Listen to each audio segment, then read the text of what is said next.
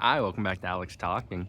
I love talking about movies, and we got a fun one today because with the release of From the World of John Wick Ballerina, we're going to be talking about the world of John Wick and ranking all 6 things in the John Wick franchise. I can't say movies, but I almost consider The Continental like it's like a 202-minute movie.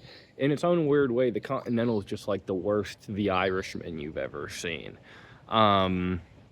So I've watched it. Fuck it, that's why. We're including The Continental on this list. But yeah, we have 4 mainline John Wick movies, 1 spin-off movie, and 1 3-episode Peacock event that we're going to start this list off. This thing's peacocking, pretending to be a John Wick property, and we're going to start it off at number 6 with Continental from the world of John Wick. This is an interesting, albeit flawed, thing on Peacock that, as much as I'm absolutely treating it like the punching bag of this list, isn't that bad.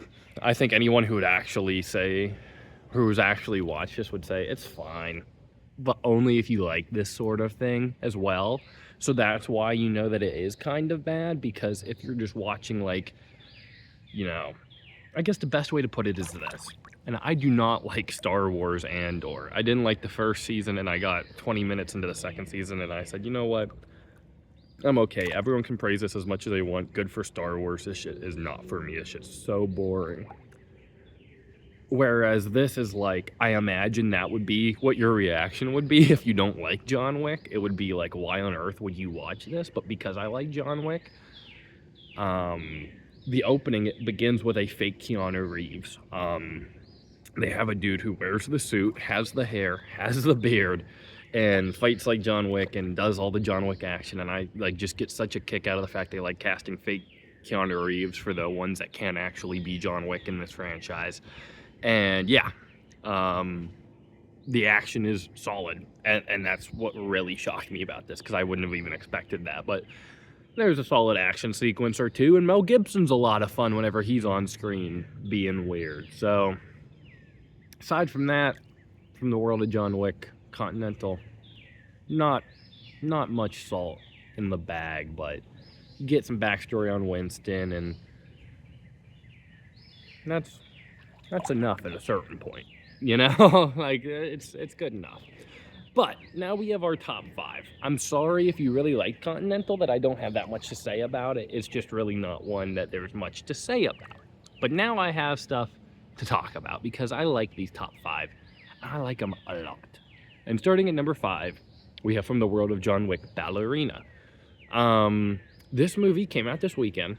I hope it does well, because I had a blast watching it. Honestly, would love to see it again. This is one of those movies that I like to theater hop. When I go to the movies, I use AMC A-List, so I usually can just double feature any movie I want.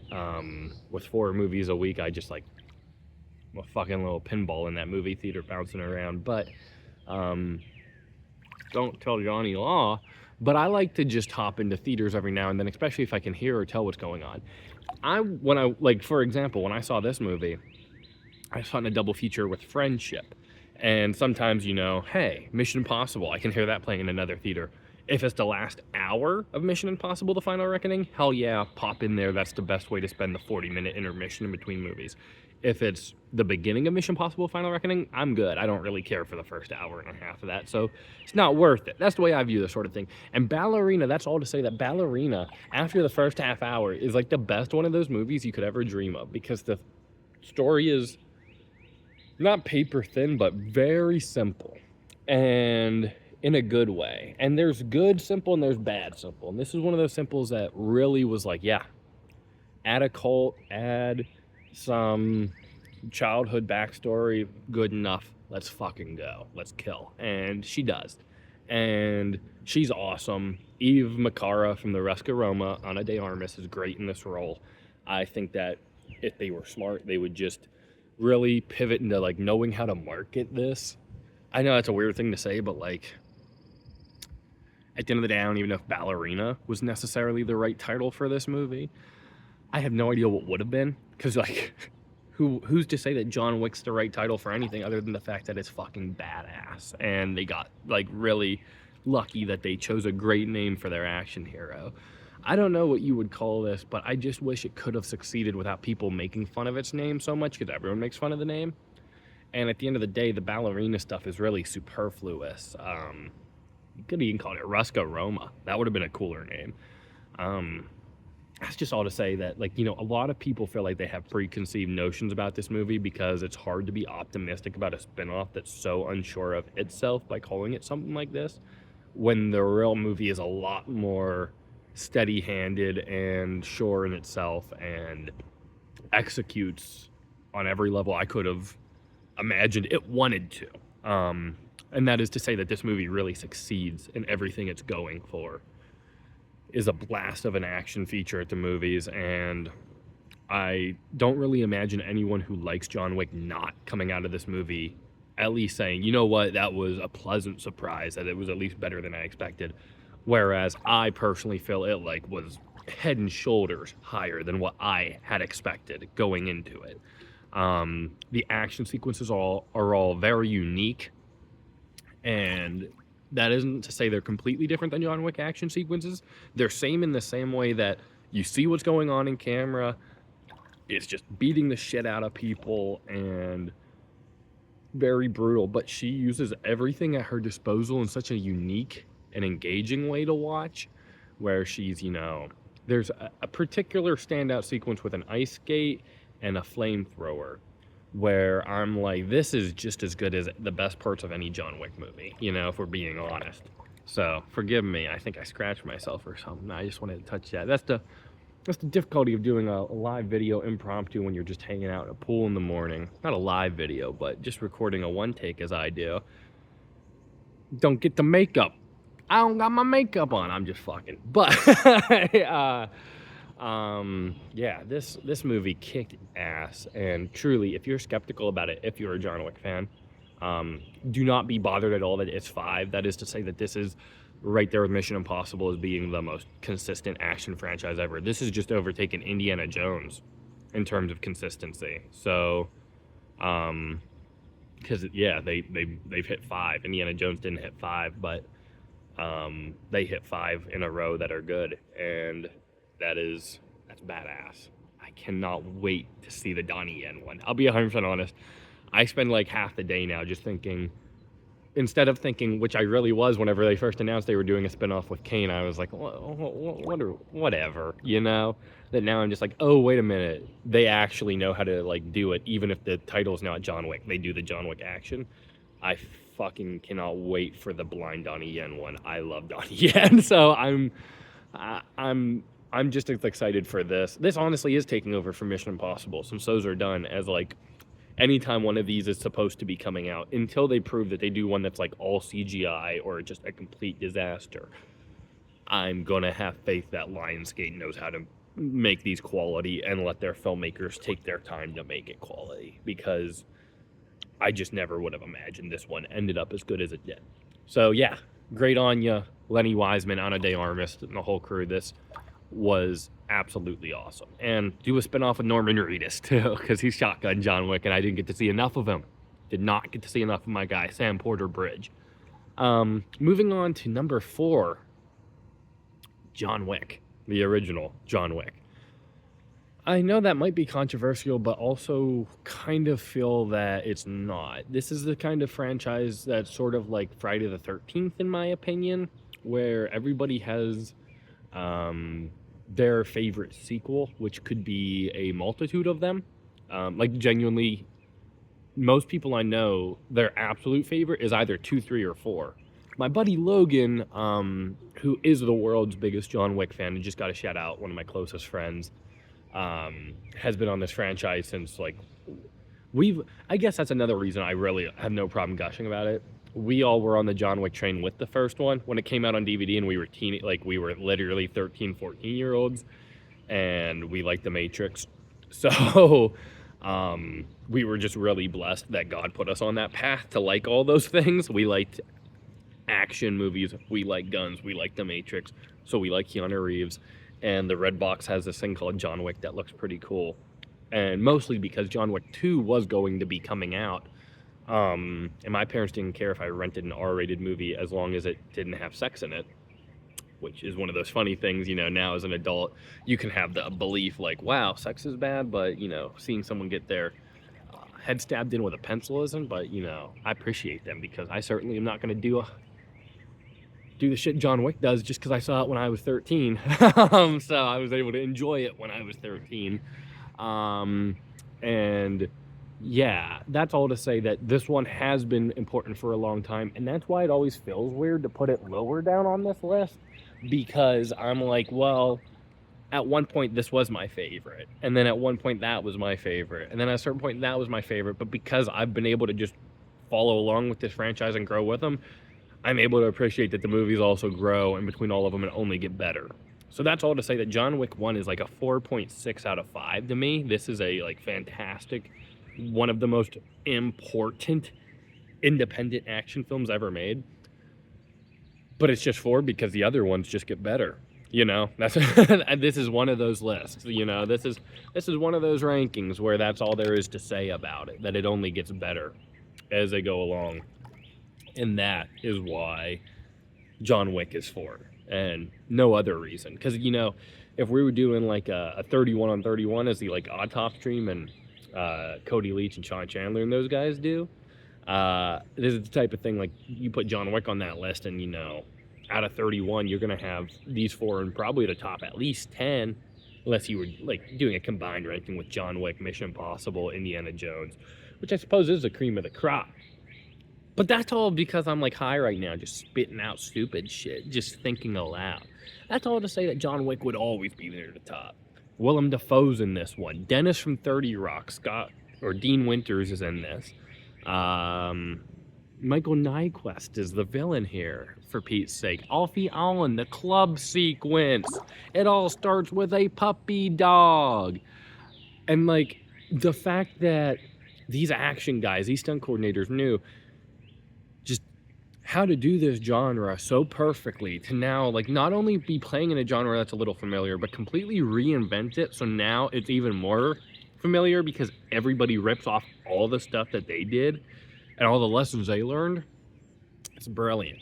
Just the stuff of whenever he's on the phone and John Leguizamo tells him, sorry sir, but your son fucked with John Wick. I think he just says shit and hangs up the phone. That sort of stuff, as an action fan, everybody knows is pinnacle. That's as good as you can do it. That's as good as the genre gets. I appreciate that, and I'll always appreciate the first John Wick for that. And almost reinventing action humor for itself in a self-aware way. It's like the Friday the 13th Part 6 of action movies, if you will. Moving on to the top 3 now, though. Putting my sunglasses back on, because it is still bright out here. I'm looking right into the sun, even though I'm in the shade here. We have John Wick Chapter 2. Number 3 is John Wick Chapter 2. Once again, I'm wow, this is 3. This used to be my favorite. And one of my, this was one of my favorite movies of 2017, the year it came out. Which is another thing to say, you realize how much all these movies always end up near the top of your yearly list, which really says something, because those are I go out of my way. I'm someone that watches so many movies because film is my favorite art, and I just, while I'm alive, while I'm young, while I'm in my prime, I want to be able to be fully immersed in that conversation and fully knowledgeable and aware of what is going on in the cinematic landscape. And it's one of those things that I do value what is the best movies of each year. And the fact that each John Wick movie ends up being one of the best movies of each year was very, very impressive as well. Always starting back at one of the best years for cinema. My personal best year for cinema of the 2000s, except for maybe 2007, being 2014, John Wick came out. 2017 and 2019 were the other 2 best movies of the 2010s. And those are the years that John Wick 2 and 3 came out. There's just something to be said there. And John Wick 2, the highlight of this movie is when he goes to the club sequence that leads to the extremely prolonged fight with Common, the musical artist Common, in which it ends with them falling into a continental and neither of them kill each other. That is just peak John Wick action of not like two peak assassins just going at it, not killing each other, but just, 12 rounds. And then because of the lore of this one very specific franchise, you have a fully real and believable way for it to end with them not killing each other. And it's just, that's like John Wick in a nutshell to me, and why they're so sharp, so tact, so precise, and so well executed, is that it's all just a perfectly oiled machine to work together to ensure the best possible action film, and it all just flows seamlessly. This one has a little bit of a slower beginning, is the only knock I would give it. And if anything, the ending just serves to set up the significantly better third one. But otherwise, the action in this movie is great. The villains are the weakest in this one, probably. I would guess I'd also shout out, but I appreciate he shoots the guy in the Continental, which leads to the plot of the third one, and was once again just the most logical, best, interesting way to take the rules you set in this franchise and break them and then make a story out of it. Just so smart and fantastic. Just fantastic film. Love John Wick 2. Now we are at our top two. And as weird as it is to say how much I just praised the last two, upon rewatches and rewatches over the years with friends, just appreciating this franchise, these top two somehow, to me, are like the Mission Impossible, Ghost Protocol, and Fallout of this franchise, where it's all good, but these two are still like shoulders, head above the other ones. Like, these ones clear and will be like the legacy defining best action movies of the decades, and looking back, get such great reverence. And that is number 2, John Wick Chapter 3, Parabellum. John Wick Chapter 3, Parabellum is the most action-packed one in the franchise, to me. The most easy breezy, fast-flowing. I like the story. I like what we're doing here. I like our characters' interactions. I like the twists, and I like the interactions with Manzukis, the Bowery King, bringing back Winston with Jonathan, and Lance Reddick in the third act, getting in on the action with them.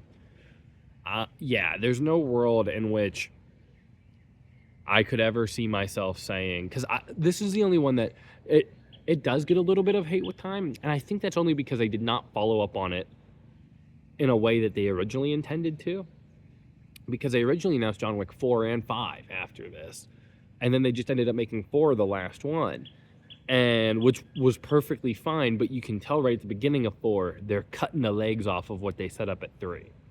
And it's weird that it doesn't obviously, spoiler alert, I'm not one to just pretend that you don't have any logic. My number 1 is John Wick Chapter 4. So I'll speak with these in conjunction with one another. John Wick 4 at the beginning serves to almost cut off the legs of what was set up at the end of 3. And you just really briefly in the desert kind of tie those loose ends up and then move into this final story. And I'm inclined to believe that John Wick 4 was always intended to be that part of the story, and John Wick 5 was always intended to be this part of the story. And they just said, you know what, let's go to 5.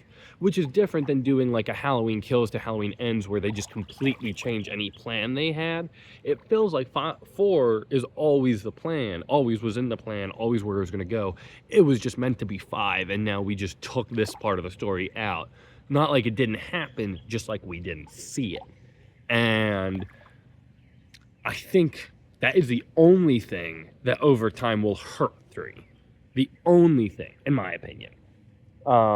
Because the action is at its best in this, just in 3, just as good as in 4.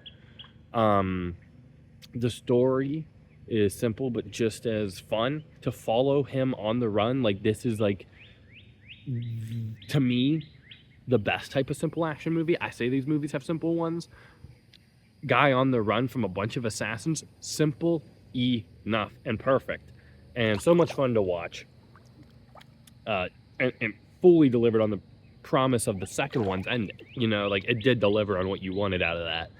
The whole escape New York, killing Boban Marjanovic with a book, riding on the horse, killing guys with the horse on the Brooklyn Bridge. Like, yeah, that. Fuck, man. I remember whenever I saw this in theaters back in the summer of 2019 with my dad, and me and him just walked out of it on cloud 11. Like, it was cloud FF7, bro. That shit was so good. Just like, wow, we just watched the best movie of the summer. You want to go to Chili's? Yeah, hell yeah.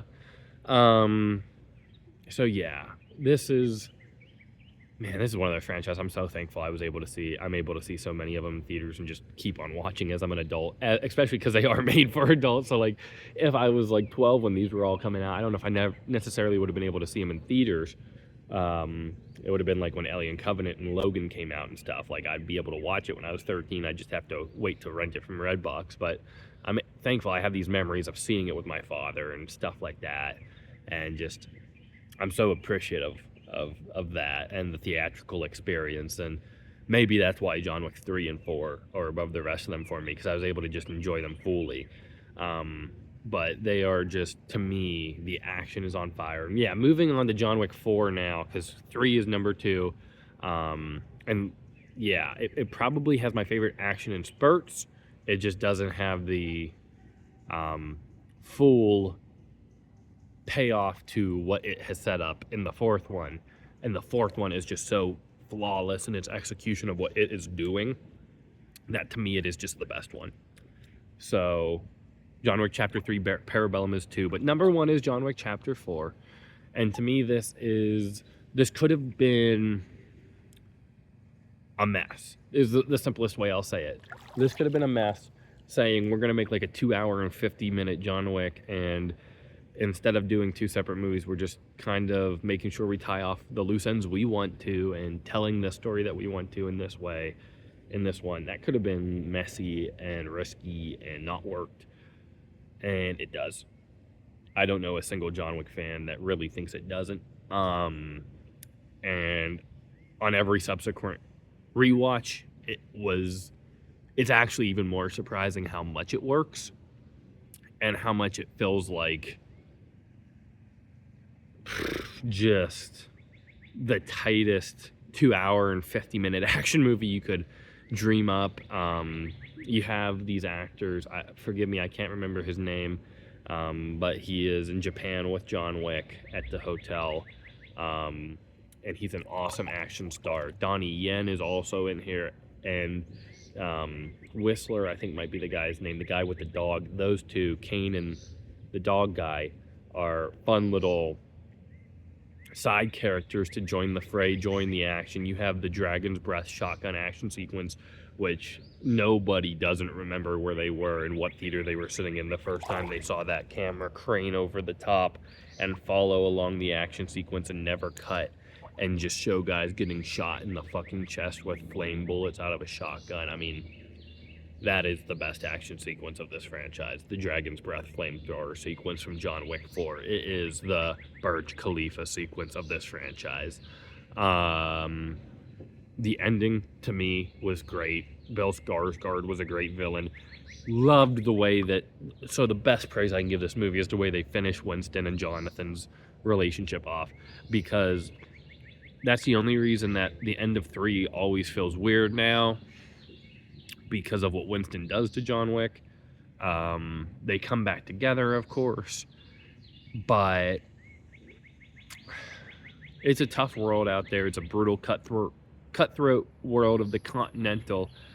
But as just an objective, like, movie watching fan, it feels better whenever Winston and John Wick are working together, and their relationship in this one is almost the most pure and cute it's ever been, and like it never was broken at the end of the 3rd one, which then almost makes it feel weird because it's like it was, and that's why the end of the 3rd one's always a little weird, because you just don't have that context necessarily. They address it very minorly, but they fix it, you know. They fixed, like it wouldn't have been better to make them more standoffish, I guess is what I'm saying, is why it works completely, that they just make them back to being Winston and Jonathan. And I love that. I love the conversation on the boat when they're talking about what to put on their graves. I love the warrior sequence where she calls all the boppers out to fuck John Wick up in France, and the sequence in the spinning circle. Oh my gosh, whenever he's going, the third act of John Wick 4 is. I said that John Wick 3 had the best action, but yeah, I'd be hard pressed to actually give that when I think about the entire third act of John Wick 4. Getting kicked down the stairs.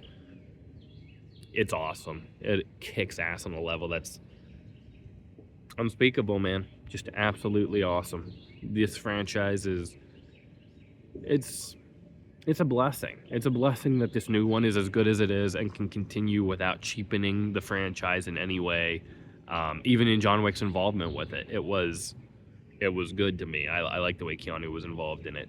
And I would love, like I said in my review, for them to keep on fleshing out that period in between 3 and 4, even if that's just John Wick popping up in little stories to tell what he's doing in between, just because it feels so weird, and like he obviously would not be able to relax, so I would just love to know what he was doing.